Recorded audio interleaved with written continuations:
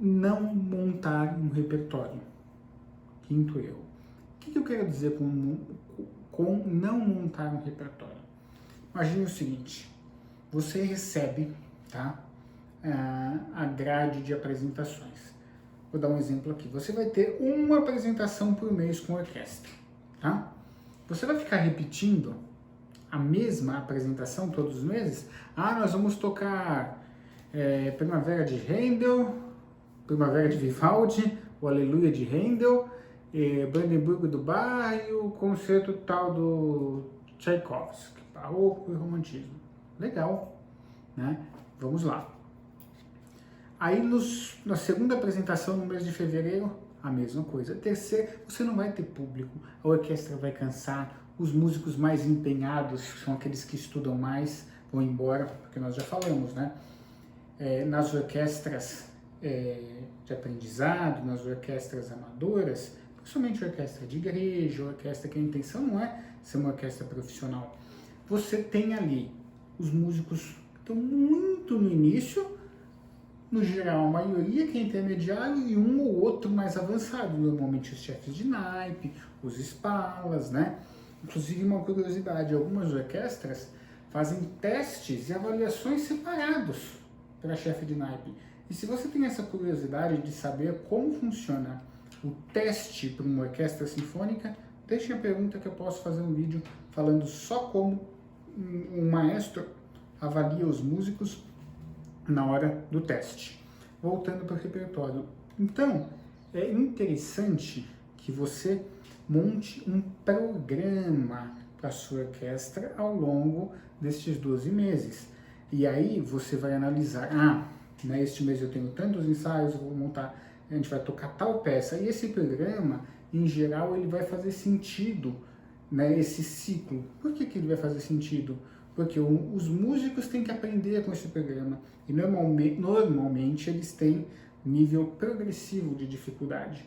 E a plateia também. Você presenteia a plateia, que neste caso dessa área nossa, normalmente é uma plateia muito cativa, né? Porque, assim, é uma plateia mais erudita. Quem vai assistir uma orquestra sinfônica, aquela pessoa que tem assinatura lá da Sala São Paulo, do Teatro Municipal, né? Não estou menosprezando e nem tirando sarro de ninguém, mas é diferente da pessoa que vai no show lá da fulano e do fulano, vocês sabem, né? Que é um público um pouquinho diferente. E o que acontece? Você, como tem um público cativo, tem a oportunidade de também mostrar o crescimento da sua orquestra, que é uma orquestra em ascensão, tá bom? Isso você pode usar. E aí, quando você monta esse repertório, você já passa para os músicos, né, o calendário, né, porque é normal, no caso já mais profissional, tá? Não no caso amador, que os músicos toquem mais de uma orquestra para garantir o seu sustento. Porque são poucas as orquestras que pagam um salário que o músico pode viver só daquela orquestra. Então, que era o meu caso, quando eu tocava profissionalmente, tocava em um monte de orquestra, evento aqui, evento ali, a gente vivia como podia, né? Ou seja, ali naquele programa você já tem um repertório. E muitas das vezes, quando a orquestra é organizada, você já tem a tua partitura. Você vai tocar em outubro e nós estamos em janeiro. Por quê? Às vezes você vai tocar uma sinfonia muito complexa, uma sinfonia de Sibelius, e aí você tem trechos muito difíceis para aqueles naipes específicos e o músico já vai trabalhando aquela partitura. Ele já vai estudando. Quando chega na hora, tá com tudo na mão. Porque não tem nada pior do que você chegar no ensaio e o músico não estudou a parte dele. Você tem que ficar trabalhando nota por nota daquele naipe.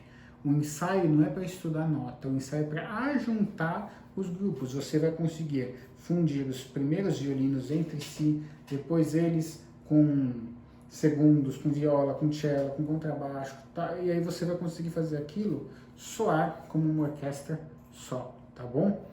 Então, tem vários conceitos de ensaio, ou seja, erro que você pode fazer, número 5, não montar um programa. O que a gente vai tocar? Não sei. Não.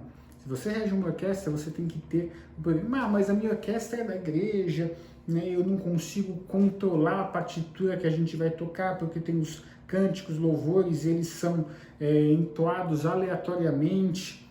Tá bom, você consegue controlar no ensaio. O que você faz? Tá lá nos dias da igreja, que tem os cultos, os serviços religiosos. O que você faz? Tá lá, com papel e caneta. Músico, maestro, papel e lápis. Pelo amor de Deus, tem que ter. Deu problema em tal hino?